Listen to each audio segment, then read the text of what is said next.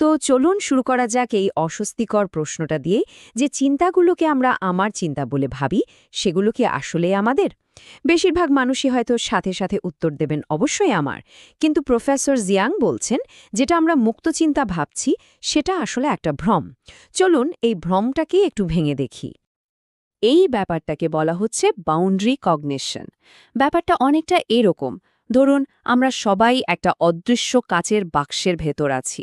এই বাক্সের দেয়ালগুলোই ঠিক করে দেয় আমরা কতদূর পর্যন্ত ভাবতে পারবো, কোনটাতে কেমন রিয়াকশন দেখাবো, কোনটাকে ভালো বলবো, কোনটাকে খারাপ।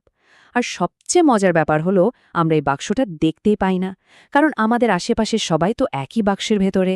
তাই এই সীমাবদ্ধতাকেই আমাদের কাছে বাস্তবতা বলে মনে হয়।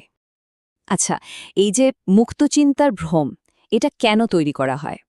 উত্তরটা শুনলে কিন্তু একটু অবাক হতে হয়। এটা করা হয় সভ্যতাকে টিকিয়ে রাখার জন্য। ভাবুন তো একবার, যদি সমাজের প্রত্যেকটা মানুষ নিজের মতো করে সবকিছুর মানে ঠিক করত, তাহলে কি একটা বিশৃঙ্খলা তৈরি হতো। তাই একটা স্থিতিশীল সমাজ গড়তেই এই প্রোগ্রামিংটা দরকার। এই কথাটা খুব গুরুত্বপূর্ণ। ক্ষমতার মূল লক্ষ্য বাধ্যতা নয়, বরং পূর্বাভাস যোগ্যতা। এর মানে কি? দেখুন, কাউকে জোর করে কিছু মানাতে গেলে ভয় বা শাস্তির দরকার হয়, যেটা সবসময় কাজ করে না। কিন্তু যদি এটা আগে থেকে অনুমান করা যায় যে মানুষ কোন পরিস্থিতিতে কেমন আচরণ করবে, তাহলে তো আর জোর করার দরকারই পড়ে না। শুধু একটু ধাক্কা দিলেই তারা নিজের থেকেই সেই পথে চলতে শুরু করে। এটাই হলো ক্ষমতার আসল খেলা। তো কিভাবে আমাদের মনকে এই ছাঁচে ফেলা হয়? চলুন এর পেছনে ৩টা মূল কৌশল বা মেকানিজম দেখে নেওয়া যাক। প্রথম এবং সম্ভবত সবচেয়ে শক্তিশালী কৌশলটা হল ভাষা। কারণ ভাষা কিন্তু শুধু কথা বলার মাধ্যম না, এটাই আমাদের চিন্তার সীমানাটা এঁকে দেয়। ভাষা কিভাবে আমাদের চিন্তাকে প্রোগ্রাম করে? ব্যাপারটা বেশ সোজা। ধরুন কোনো একটা ধারণার জন্য কোনো শব্দই নেই, তাহলে সেটা নিয়ে ভাবা বা আলোচনা করা কি সম্ভব? প্রায় অসম্ভব। আবার কিছু শব্দকে ট্যাবু বানিয়ে আলোচনার বাইরে ঠেলে দেওয়া হয়। আর সবচেয়ে বড় উদাহরণ হল ফ্রেমিং। একই মানুষকে কেউ বলছে সন্ত্রাসী, আবার কেউ বলছে মুক্তিযোদ্ধা। শব্দটা বদলানোর সাথে সাথেই কিন্তু আমাদের পুরো মানসিক প্রতিক্রিয়াটাই বদলে যাচ্ছে। এভাবেই ভাষা আমাদের চিন্তার জন্য একটা নির্দিষ্ট রাস্তায় তৈরি করে দেয়। এরপর দ্বিতীয় কৌশলটা হল আবেগ। এটা যুক্তির চেয়ে অনেক বেশি দ্রুত আর শক্তিশালী। যখন আমাদের আবেগ জেগে ওঠে, তখন যুক্তিবাদী মনটা যেন একদম চুপ হয়ে যায়। মিডিয়া কিন্তু প্রতিনিয়ত আমাদের স্নায়ুতন্ত্রকে ট্রেনিং দিচ্ছে, যাতে আমরা ভাবার আগেই রিয়্যাক্ট করি। একটা খবরের শিরোনাম দেখেই হুট করে রাগ বা ভয় চলে আসে, তাই না? আর তারপর আমাদের মস্তিষ্ক ব্যস্ত হয়ে পড়ে ওই আবেগকে সঠিক প্রমাণ করার জন্য নানা রকম যুক্তি খুঁজতে। মানে আগে অনুভূতি, পরে যুক্তি। যেটাকে আমরা ভাবছি আমার নিজের অনুভূতি, সেটা আসলে বহুদিন ধরে তৈরি করা একটা কন্ডিশন রেসপন্স ছাড়া আর কিছুই না। আর ৩ নম্বর এবং সবচেয়ে শক্তিশালী তালাটা হলো আমাদের পরিচিতি বা আইডেন্টিটি। এই কৌশলটা আমাদের বিশ্বাসগুলোকে একেবারে আমাদের সত্তার সাথে মিশিয়ে দেয়।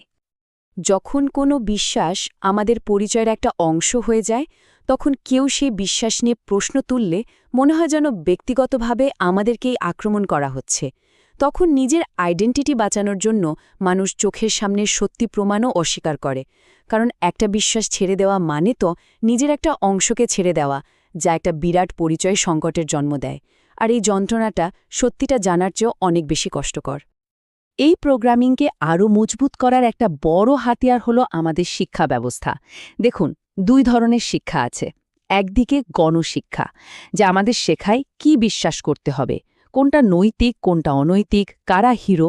আর অন্যদিকে আছে এলিট শিক্ষা, যা শেখায় কোনো বিশ্বাস নয়, বরং একটা সিস্টেম বা কাঠামো কিভাবে কাজ করে সেটা বিশ্লেষণ করতে। এই কথাটা শুনলে একটু উল্টো মনে হতে পারে। এলিটরা বেশি দৃঢ়ভাবে বিশ্বাস করে না, তারা কম বিশ্বাস করে। এর কারণ হল এলিট শিক্ষা বিশ্বাসকে আইডেন্টিটি হিসেবে দেখতে শেখায় না, বরং একটা টুল বা সরঞ্জাম হিসেবে দেখতে শেখায়। আর ঠিক এই কারণেই তাদের ম্যানিপুলেট করা খুব কঠিন হয়ে যায়। একটা কথা মনে রাখা ভালো, যার বিশ্বাস যত নমনীয়, তাকে সেই বিশ্বাস দিয়ে নিয়ন্ত্রণ করাও ততটাই কঠিন। তাহলে প্রশ্ন হল, এই প্রোগ্রামিং থেকে বের হওয়ার কি কোনো উপায় আছে? হ্যাঁ আছে। প্রফেসর জিয়াং একটা ৩০ দিনের ফ্রেমওয়ার্কের কথা বলেছেন। এর উদ্দেশ্য কিন্তু রাতারাতি নিজেকে বদলে ফেলা না। উদ্দেশ্য হল আমাদের এই যে অটোমেটিক চিন্তার স্রোত, সেটার মধ্যে একটা ব্রেক তৈরি করা। লক্ষ্যটা কিন্তু পুরোপুরি আনপ্রোগ্রামড হওয়ার নয়, কারণ সেটা সম্ভবই না। আসল লক্ষ্য হল আনপ্রোগ্রামেবল বা অপ্রোগ্রামযোগ্য হয়ে ওঠা, মানে যে কোনো নতুন ধারণা বা ন্যারেটিভকে সাথে সাথে অটোমেটিক্যালি গ্রহণ করার যে প্রবণতা, সেটাকে রুখে দেওয়ার ক্ষমতা তৈরি করা। এই ফ্রেমওয়ার্কে 4টা ধাপ আছে। প্রথম সপ্তাহে কোনো কিছু দেখেই ভালো বা খারাপ বলে রায় দেওয়ার অভ্যাসটা থামিয়ে দিন। দ্বিতীয় সপ্তাহে কে ঠিক বা কে ভুল এটা না ভেবে সিস্টেমটা কিভাবে কাজ করছে সেটা বোঝার চেষ্টা করুন। তৃতীয় সপ্তাহে নিজের বিশ্বাসগুলোকে নিজের আইডেন্টিটি থেকে আলাদা করতে শিখুন। আর শেষ সপ্তাহে কৌশলগত নীরবতা পালন করুন, মানে সব বিষয়ে মতামত দেওয়ার লোভটা সামলান। কিন্তু একটা কথা, এই স্বচ্ছতার পথে হাঁটা মোটেও সহজ না। এটা কোনো আরামের সফর নয়, আর এর জন্য একটা বেশ চড়া দামও দিতে হয়। এটা এমন একটা রাস্তা যে রাস্তায় হাঁটার সাহস বেশিরভাগ মানুষই করে না। স্বচ্ছতা আর স্বস্তির মধ্যে এই লেনদেনটা একবার দেখা যাক।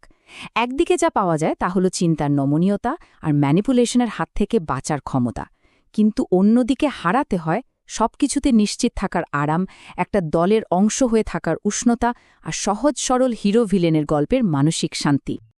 আর এর সবচেয়ে বড় মানসিক দামটা হল একাকিত্ব।